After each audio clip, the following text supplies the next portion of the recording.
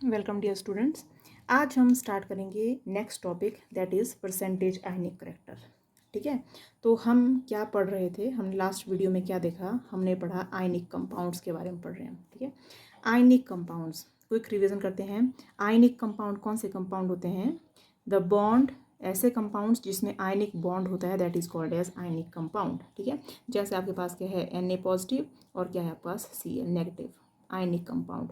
तो ionic bond कैसे बनता है? By the complete transfer of the electron. Sodium ने अपना एक इलेक्ट्रॉन लूज किया है, इसलिए इसके ऊपर पॉजिटिव चार्ज आया है।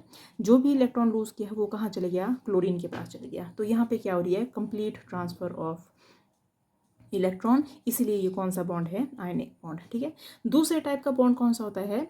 Which is form by the sharing of electron. जैसे क्या है आपके पास हाइड्रोजन और हाइड्रोजन। तो हाइड्रोजन के बीच में क्या है? हाइड्रोजन के पास 1 इलेक्ट्रॉन है, इस हाइड्रोजन के पास भी 1 इलेक्ट्रॉन है, क्योंकि इसकी कॉन्फ़िगरेशन कितनी है? 1s1। तो हाइड्रोजन इसके इलेक्ट्रॉन को शेयर कर लेगा ताकि इसकी कॉन्फ़िगरेशन किसके बराबर बन जाए? Nearest noble gas configuration 1s2, जो कि हीलियम की कॉन्फ़िगरेशन है उसके बराबर बन जाए। तो ये क्या कर रहा है? इसके इलेक्ट्रॉन को शेयर कर रहा है। वैसे ये वाला हाइड्रोजन भी क्या करेगा? इस इलेक्ट्रॉन को क्या करेगा? शेयर। तो this is the bond which is form by the sharing of electron, that is called as the covalent bond. ठीक है, तो आज हम देखेंगे परसेंटेज आयनिक करेक्टर, मतलब अगर कोई भी आयनिक बॉन्ड है उसमें कितना परसेंट आयनिक करेक्टर बनता है। ठीक है, how much ionic character is formed. ठीक है, तो लास्ट वीडियो में हमने देखा था एक रूल, जिसमें हमने क्या देखा था? फाजान रूल। फाजान रूल क्या बोलता है कि जो आयनिक कंपाउंड होते हैं, आयनिक कंपाउंड में कुछ ना कुछ कौन सा करेक्टर हो जाता है? कोवलेंट करेक्टर आना स्टार्ट हो जाता है। जब कौन सी प्रोसेस होती है? पोलराइजेशन। अगर आपको याद होगा तो हमने ये डिटेल में पढ़ा कि what is polarisation, what is polarisability, what is polarising power. ठीक है, तो आयनिक कंपाउंड में क्या स्टार्ट हो जाता है? कोवलेंट करेक्टर आना स्टार्ट हो जाता है अकॉर्डिंग टू फजान रूल। ये हमने लास्ट वीडियो में देखा था। तो फजान रूल के बेस के ऊपर हम अब निकालेंगे how much is the percentage ionic character in the base of the ionic solid. ठीक है, तो अब क्या बोलते हैं कि when there is no polarisation between the two ions, जब दो आयंस के बीच में कोई पोलराइजेशन नहीं है, मतलब एक आयन प्योर पॉजिटिव है और एक क्या है? Pure negative.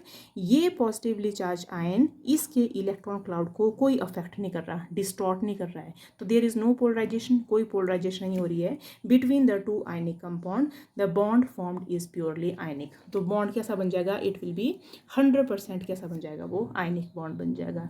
लेकिन when there is some polarization, जैसे जैसे पोलराइजेशन होती है and polarisation increases, covalent character increases in the ionic bond. जैसे जैसे पोलराइजेशन बढ़ती जाएगी कोवलेंट करेक्टर भी क्या होता जाएगा? इंक्रीज। ये सारा हमने लास्ट वीडियो में देखा था, that is according to the Fajans rule. ठीक है, अब the bond which is formed between homonuclear diatomic molecule. Homonuclear diatomic molecule क्या होते हैं? जैसे अभी मैंने आपको एग्जाम्पल दिया था हाइड्रोजन और हाइड्रोजन का। तो हाइड्रोजन और हाइड्रोजन कैसे हैं? होमोन्यूक्लियर एटम है ये, डाई एटॉमिक, दो एटम हैं। होमोन्यूक्लियर मतलब सेम एटम के बीच में जो बॉन्ड बनता है वो कैसा होता है? प्योरली कोवलेंट बॉन्ड होता है। ठीक है, कैसा बॉन्ड होता है? Purely covalent. और इसको क्या बोलते हैं? नॉन पोलर कोवलेंट बॉन्ड, मतलब इसमें कोई पोल्स नहीं बने हैं। Equal distribution of electron is present between the two atoms. ठीक है, लेकिन इसके बिल्कुल opposite, that when the bond is form between heteronuclear diatomic molecule. जैसे अगर मैं लेती हूँ H और एक ले लेती हूँ मैं Cl। ठीक है, तो हाइड्रोजन और chlorine they are two different atoms, तो ये होमोन्यूक्लियर नहीं हुए, ये क्या हो गए? These are now the heteronuclear diatomic molecule. दो अलग अलग एटम हैं, हेटेरोन्यूक्लियर है। ठीक है, and there is unequal distribution of electron. Unequal distribution of electron क्यों है यहाँ पे? क्योंकि जो क्लोरीन है, क्लोरीन के आउटर मोस्ट शेल में कितने इलेक्ट्रॉन्स हैं? There are 7 electrons, electronic configuration अगर आप देखेंगे। और हाइड्रोजन के आउटर मोस्ट शेल में क्या है? There are 2 electrons, sorry 1 electron. तो हाइड्रोजन अपने आउटर मोस्ट शेल में 2 इलेक्ट्रॉन लेना चाहेगा तो ये इसके साथ शेयर कर देगा। क्लोरीन अपने आउटर मोस्ट शेल में 8 इलेक्ट्रॉन्स ऑक्यूपाई करना चाहेगी, तो इसके पास कितने इलेक्ट्रॉन्स है? ऑलरेडी 7 इलेक्ट्रॉन्स आर प्रेजेंट, तो 8 करने के लिए इसका इलेक्ट्रॉन क्या कर लेगी? ये शेयर कर लेगी। ठीक है, अब जब शेयरिंग हो गई तो हमें पता है कि जो electronegativity of chlorine is greater as compare to electronegativity of hydrogen. ज़्यादा इलेक्ट्रोनेगेटिविटी की वजह से ये जो शेयर्ड पेयर ऑफ इलेक्ट्रॉन है ये ज़्यादा किसके पास रहेगा? क्लोरीन के पास। तो कैसे बनता है ये कि क्लोरीन के पास शेयर्ड पेयर ज़्यादा ज़्यादा है, हाइड्रोजन के पास शेयर्ड पेयर क्या हो जाता है, कम हो जाता है, ठीक है। इसीलिए इसके ऊपर क्या बन गया, डेल्टा नेगेटिव चार्ज, और इसके ऊपर क्या रह जाता है, डेल्टा पॉजिटिव चार्ज। तो जब ऐसा होता है तो जो कोवलेंट बॉन्ड बनता है उसको क्या बोलते हैं, it is called as the polar covalent bond, ठीक है। जैसे आप देख सकते हैं यहाँ पे कि हाइड्रोजन के ऊपर क्या आ गया, डेल्टा पॉजिटिव चार्ज, और क्लोरीन के ऊपर क्या आ गया, डेल्टा नेगेटिव चार्ज। तो जो हाइड्रोजन है इसकी इलेक्ट्रॉन डेंसिटी कम होगी एंड क्लोरीन की इलेक्ट्रॉन डेंसिटी क्या होगी, increase, therefore it gets partial negative charge, और इसके ऊपर क्या जाता है, partial positive charge. Is it clear, ठीक है। तो ये क्या होगा, पोल्स बन गए, ठीक है। तो अगर किसी भी मॉलिक्यूल में हमें पोलैरिटी चेक करनी हो तो पोलैरिटी ऑफ अ बॉन्ड किस टर्म्स में मेजर होती है, it is terms in the terms of dipole movement की टर्म्स में मेजर करते हैं पोलैरिटी। तो what we can say that polarity of a molecule is measured in terms of dipole movement. Dipole movement को हम किस से डिनोट करते हैं, म्यू से, और डाइपोल मूवमेंट निकालने का फॉर्मूला क्या है, it is charge into distance. Q is the charge of any one ion, D क्या चीज़ है, distance between the to ions, ठीक है। अब जो चार्ज है, चार्ज किस रेंज में होता है, charge is in the range of 10⁻⁻10 ESU, electrostatic unit. और डिस्टेंस किस रेंज में होता है किसी भी एटम का, it is in the range of 10⁻⁸ centimetre. अगर हम इन वैल्यूज़ को पुट करें तो हमारी वैल्यू कितनी आ जाती है, 10⁻18 इलेक्ट्रोस्टैटिक यूनिट इंटू सेंटीमीटर, और इलेक्ट्रोस्टैटिक यूनिट इंटू सेंटीमीटर को क्या बोलते हैं, D/। तो हम यहाँ पे क्या लिखते हैं, 10⁻18 D/, ठीक है। तो ये क्या चीज़ है, डाइपोल मूवमेंट को फाइंड आउट करने का फॉर्मूला, ठीक है। लेकिन हम क्या देख रहे थे, पढ़ रहे थे यहाँ पे, हम कर रहे थे यहाँ पे परसेंटेज आयनिक करैक्टर निकालना सीख रहे हैं। तो we will study that how the dipole movement is used to calculate the percentage ionic character. हम कैसे निकाल सकते हैं इससे परसेंटेज आयनिक करैक्टर। तो परसेंटेज आयनिक करैक्टर को फाइंड आउट करने का एक फॉर्मूला है that percentage ionic character is the calculated dipole movement divided by the dipole movement at complete electron transfer. ये कंप्लीट इलेक्ट्रॉन ट्रांसफ़र क्या चीज़ है, मान लो मैंने ये H और Cl की बात कर रही थी अभी, ठीक है। तो मैं बोल रही थी कि जो हाइड्रोजन है उसका इलेक्ट्रॉन थोड़ा बहुत कहाँ चले गया है, क्लोरीन के पास चले गया है, ठीक है। तो ये तो कैसी मूवमेंट है इलेक्ट्रॉन की, पार्शियल मूवमेंट है कि हाइड्रोजन का इलेक्ट्रॉन ने पूरी तरह हाइड्रोजन को नहीं छोड़ा है, ये हाइड्रोजन के पास भी है लेकिन ज़्यादा किसके पास है, ये क्लोरीन के पास है। और क्या इंसिडेंस हो सकता है कि जो हाइड्रोजन का इलेक्ट्रॉन है वो हाइड्रोजन के ऑर्बिटल को छोड़ के पूरी तरह किस में पहुँच गया, ये क्लोरीन के ऑर्बिटल में पहुँच गया है। अब यहाँ पे क्या हो चुकी है, कंप्लीट इलेक्ट्रॉन ट्रांसफर। अब इस बॉन्ड में कितने डाइपोल मूवमेंट है, that is called as the dipole movement at complete electron transfer, ठीक है। अगर इसको 100 से मल्टीप्लाई कर देंगे तो हमारे पास क्या आ जाएगा, it will be the percentage ionic character, ठीक है। For example we have one example, हमारे पास एक HCl का मॉलिक्यूल है। HCl के मॉलिक्यूल में जो कैलकुलेटेड वैल्यू ऑफ म्यू है, जो कैलकुलेटेड डाइपोल मोमेंट है, उसकी वैल्यू कितनी है, 1.03 D/।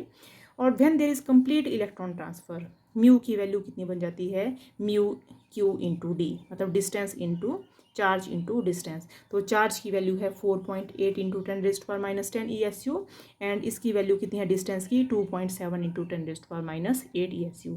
तो mu on complete electron transfer कितना जाता है, 6.10 D/, ठीक है।